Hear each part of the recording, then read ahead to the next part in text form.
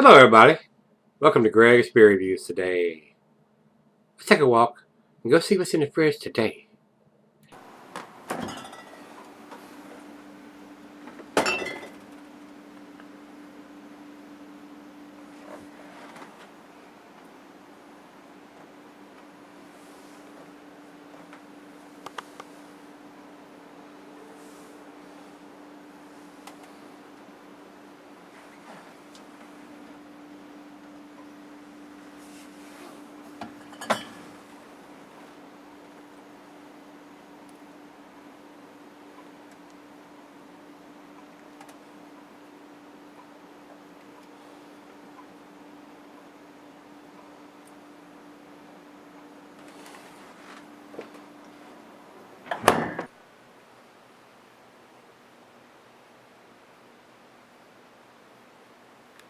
Hey everybody, welcome to Gregsbeerreviews today.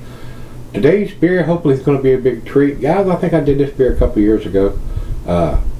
This is Toppling Goliath Brewing Pseudo. And I didn't go back and look it up. This was sent to me by Maverick, so Maverick, thanks a bunch for sending me the beers you do. I don't remember it being in a can, so it was probably a bottle version of it. I'm not sure. Like I said, I didn't go back and look.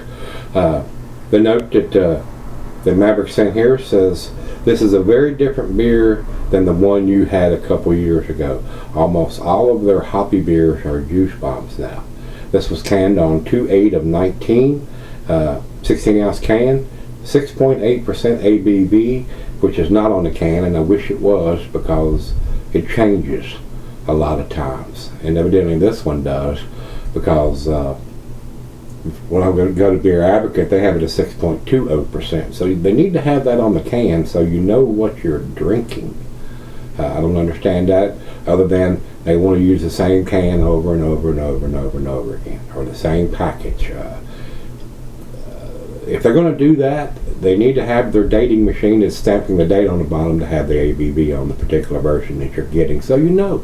You don't have any idea whether you're buying a 5% pale ale or a 7% pale ale. So they need to have that on the can. That's just my OCD, and that's the way I feel about it. If you don't want to put the IBUs on there, that's fine. But put the ABV on there and put the canned on date on the bottom of it. Not a best by or best before, used by, drink by, whatever by. The canned on date. So that's my 2 cents again there on that dating crap, guys. Seems like after 10 years, these people at the breweries would hear what I'm saying, but sometimes it falls on deaf ears. A lot of breweries are doing that now, especially the canned versions now. We're going to go with the 50 IBUs, which is what Maverick is telling me, and it's an all citra hop version of the beer, and the IBUs are listed for a 6.8%. It doesn't have the 2019 edition listed. I didn't see, but it is what it is. So we're going to get on with this one. Like I said, it is a big 16-ounce can. So let's get it on. The commercial description on Untappd says, "A single hop pale showcases a citra hop for a well-balanced beer that is delicate in body with a mild bitterness in the finish. Ferocious hop aroma of citrus and mango give a refreshing taste that is bright with just enough bite." So let's find out. All right, I'm going to pop the top on this, and the date is stamped on there. And they're giving you both package date and best by date. Package date's 2, best by date is 6, so they're giving it a 4-month shelf life, which is a tad long in my opinion, but I don't brew the beer. Alright, it's not coming out super cloudy. Now, it may have had some settling going on since this is April the 24th. So it's coming up on the 3-month shelf life on it. About a finger and a half of head on that pour. And guys, it doesn't look like a juice bomb to me. Maybe it's going to change when we get the back end pour out of the can in there. But right now, it doesn't even look unfiltered. Looks like I've got a slight chill haze to it. It's a nice amber color. I can see perfectly clear right through the bottom of the glass there. and I can see through the big bowl part. So, don't know if I would call it a juice bomb or not yet. So we'll get the back end pour before I go off camera and see if it changes the appearance any. Like I said, a lot of times these beers, that stuff will settle to the bottom of the can, and till you get the back end in there, you really don't get the true appearance of what the beer looks like. So to the nose we go. Very nice citrusy taste, citrusy aroma. Hints of some grapefruit in there, maybe some mango. But the hop presence is not off the chain like a lot of the New England style beers are. But it is very pleasant. And like I said, in about a week, it's going to be at the 3-month shelf life. So yeah, it is what it is. Smells good. Let's dive in. Cheers, everybody. Cheers, Maverick.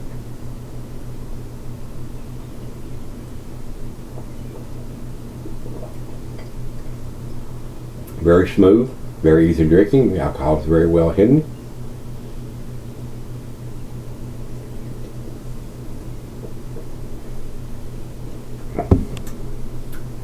The hop bitterness is not off the chain. 50 IBUs, that's approximately correct. I mean, I've had pale ales that are a lot more than that, and I've had pale ales that were a lot less than that.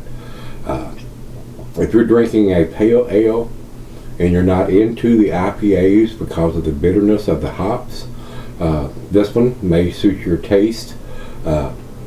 If you like that hop taste but not the bitterness, this may suit your taste again, since the IBUs are down around 50. So, very pleasant beer. Very tasty. So, let's see if we can get the back end in here and see if it changes the appearance in here, guys.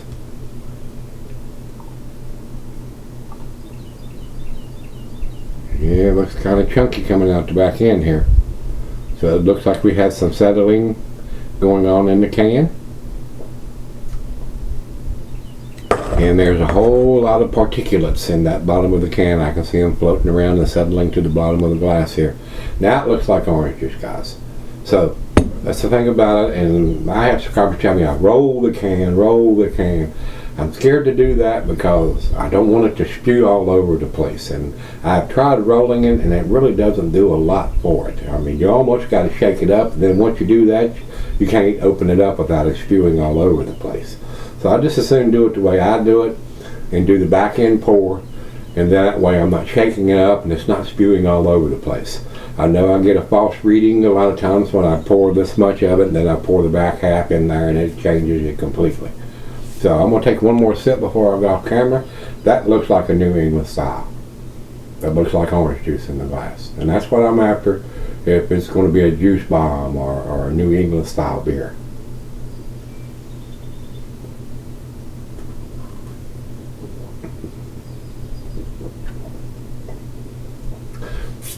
Just a tad more citrusy.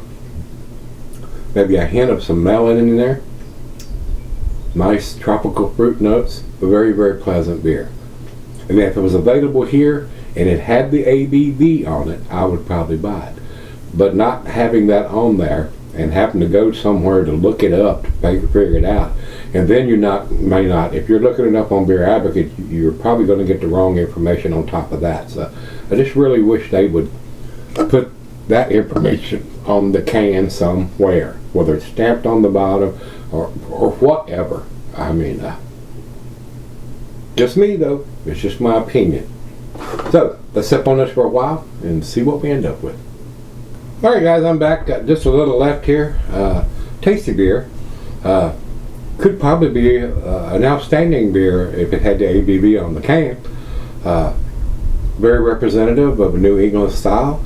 Once I got the back end pour in there, it looked just like orange juice, guys. So you're going to get a lot of settling sometimes in these beers, and you don't really know what it's going to look like or taste like until you get the whole container in your glass. So I think it's a tasty beer, and like I said, if it had the ABV on it, I would probably buy it if it was available here. But if it didn't have the ABV, I probably wouldn't. I want to know what I'm buying. Final chug.